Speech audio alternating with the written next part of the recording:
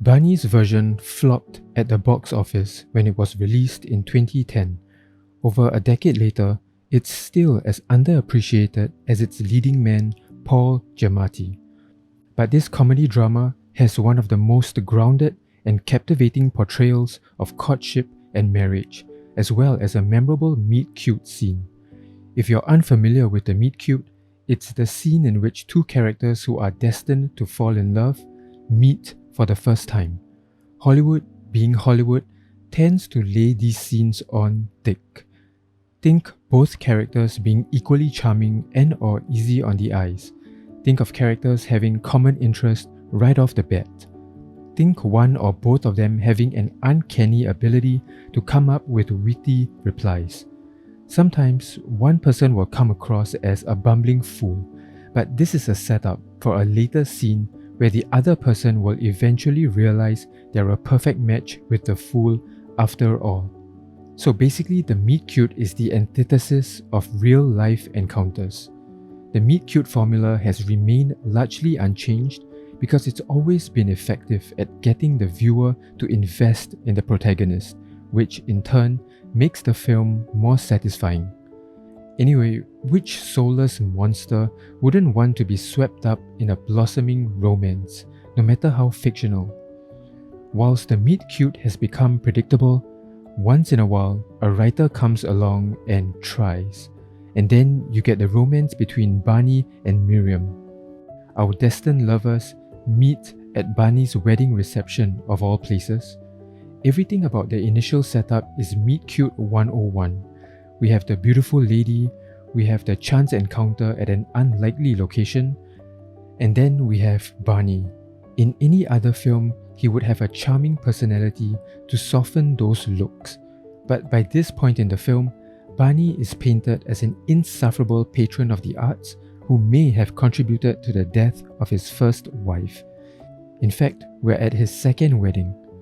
So, what makes this conversation between these two strangers so special? Well, let's listen to it. Hello. Hi. Sorry, we haven't met. I'm Barney. I'm Miriam. Thank you for having me. Oh, of course. I understand you're in television. Totally Unnecessary Productions. Oh, that's a little harsh. That's the name of my company. It's not. That's funny. Your cigar is out. Oh, it's okay. I wouldn't want it to bother you. Oh, please. It's a Monte Cristo. Do you know why they're called Monte Cristos? Haven't a clue. Fine cigars rolled by hand. And the men and women whose job this is employ lectors, these people who read to them all day long while they work. At the factory which produces the Monte Cristo, the worker's favorite story was... Aha. You guessed it. I never knew any of it. What's that? I'm sorry. There's nothing. It's the hockey game. Stanley Cup. Oh, who's winning? Habs have tied it up, in fact. Do you follow hockey? No. Are you doing anything later? Because we could still catch a flight to Rome. To Rome? The bride may take issue with that. Anyway, I have a train to catch later back to New York. Congratulations again. Thank you. Alright, so let's get something out of the way. This is a one-sided meet-cute. By putting ourselves in the shoes of Barney, Miriam is the complete package. She has the looks, she's not disgusted by our cigar smoking, she's able to feign interest in a sport she doesn't watch, she smiles even when we're saying nothing of substance. But if we put ourselves in Miriam's shoes, Barney doesn't impress. His lustful gaze is inescapable, he's distracted by a hockey game in the middle of his wedding, and of course, he wants to elope with a stranger he just met at his wedding. Not exactly a bastion of chivalry. Let's not mention what he brings or doesn't bring to the table in terms of physical attributes. Their exchange violates the meet-cute protocol designed to make both fated lovers sympathetic to the audience. It's one thing to make a character with redeeming qualities look pathetic for a future payoff, but it's generally a bad idea when one character is unappealing, period. Especially if the enjoyment of the film is predicated on the audience caring for both characters. But Barney's version has a master plan that makes all of this work. Back to the scene for a bit. It isn't the simple moment of male fantasy as it appears.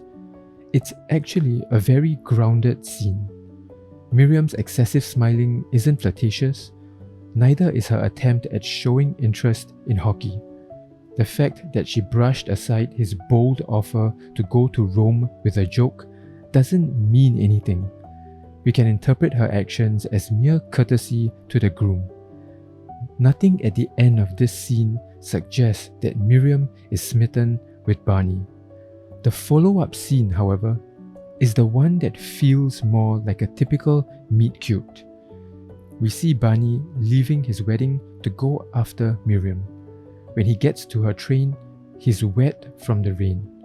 He gives her the spiel about her being the one, but she's unimpressed because, again, he's married. So Barney leaves, but not without one last gesture of romance. This is the first time we see Miriam's inscrutable facade give way to genuine approval at Barney's persistence. But lest we think this is the start of their relationship, the film takes a detour. We must first endure Barney's rocky relationship with his new wife, whose name isn't even revealed.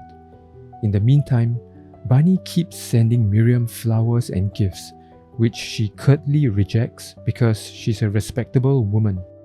When they finally meet in person again, after Barney is newly single, 30 minutes of on-screen time has passed, also known as the halfway point of the movie.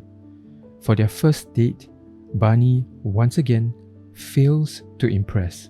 He shows up to lunch with the woman of his dreams, already drunk.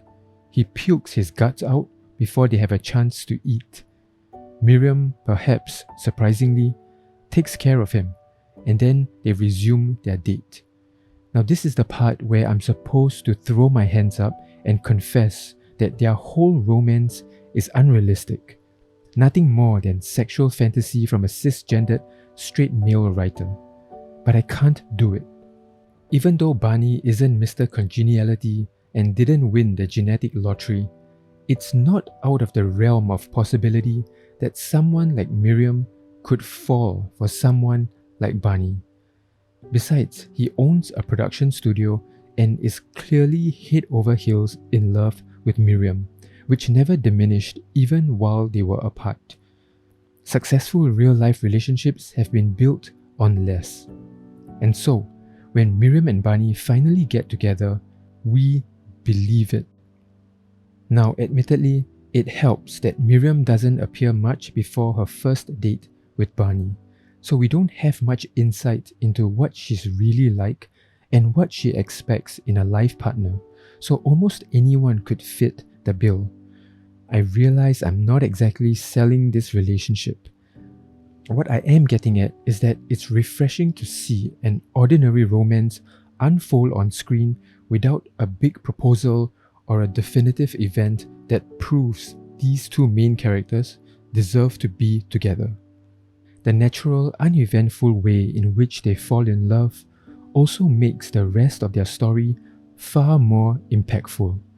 I won't spoil the remainder of the film, but let's just say we're able to reflect on the challenges of marriage more meaningfully because the film doesn't make us root for Barney, Miriam, or any specific outcome. After all these years, Barney's version is still an easy recommendation if you're looking for an entertaining yet earnest take on courtship and marriage. Oh, and somewhere in the film is also a thrilling murder mystery. Okay, so there is an aspect of Barney's romance that is fantasy, but it's one that virtually all films are guilty of. I'm referring to the complete disregard for timing. If Barney's version were a true story, it would be unlikely that Miriam would be single and available just as Barney was ready to date again. timing is the single most unrealistic representation in movie plots because it allows for all kinds of coincidences to take place. Alright, that's it from me. Thank you for watching.